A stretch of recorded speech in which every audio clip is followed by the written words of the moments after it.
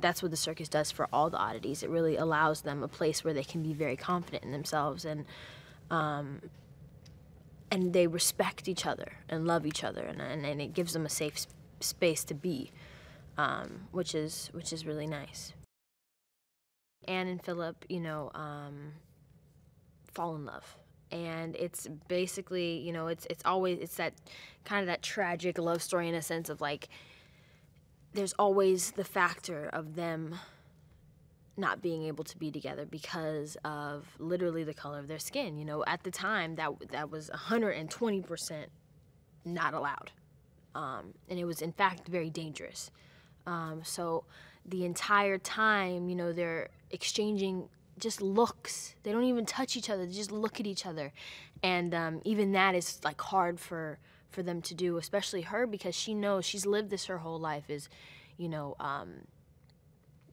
having to deal with racism, having to deal with that in her face, because as a black woman at the time, and so she's used to this. This is not something that is uncommon to her. So she's trying to, everything in her mind is telling her that that's a bad idea. It's dangerous. It's wrong. It's, it goes against everything that she's been taught. But she's slowly falling in love with the exact thing that she always thought hated her. Ben and Justin are incredible. Okay, they are young, they're fresh, they understand, music so well. And I think what's so cool about this is, even though it's set in the 1800s, right? And even though, it is a musical, and musicals kind of have their own sound, there's something about this one musically that is very modern and contemporary. Like, you could re-record any of these and it could go on the radio, as a pop song. And I think that that's kind of cool because it blends, then and now, and makes it understandable, tangible for people now. The dancing. I'm pretty sure hip-hop wasn't a thing yet, but there's lots of hip-hop dancing in this, which I think is really dope. Every word reflects what these characters are going through, what they're feeling, and so when you're singing them, you can really fall into the character, because it's just so, everything that they're feeling, it just is coming out. And so many people can relate to, those kinds of, those songs.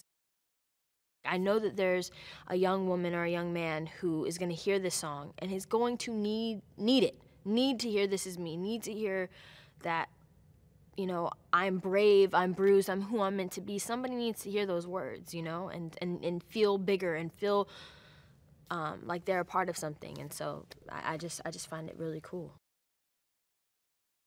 I don't really think there's anything like it. Like, we're literally flying through the air, and like, it's so cool to me, this love story, and it's this choreography that usually, when you have a love story in a musical and there's choreography, it all happens on the ground. But literally everything that happens is like flying in the air, me grabbing him grabbing me, swinging around, He has this way of like explaining things so vividly. He's like the best storyteller in the world.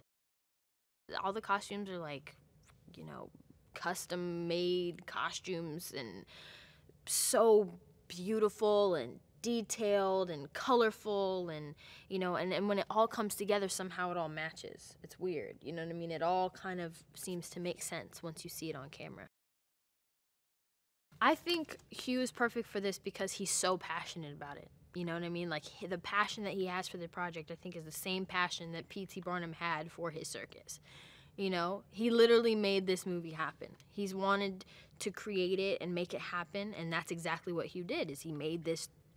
We wouldn't be here if he hadn't put all his love and energy into the project, from the very beginning all the way through. And so to see him be so passionate about it makes everybody else on set want to work even harder. There's a billion different things that somebody can leave with that, and I just think that, everybody's going to be able to relate to it a different way, and hopefully leave with a very fantastical, magical experience, and just probably leave singing and dancing and,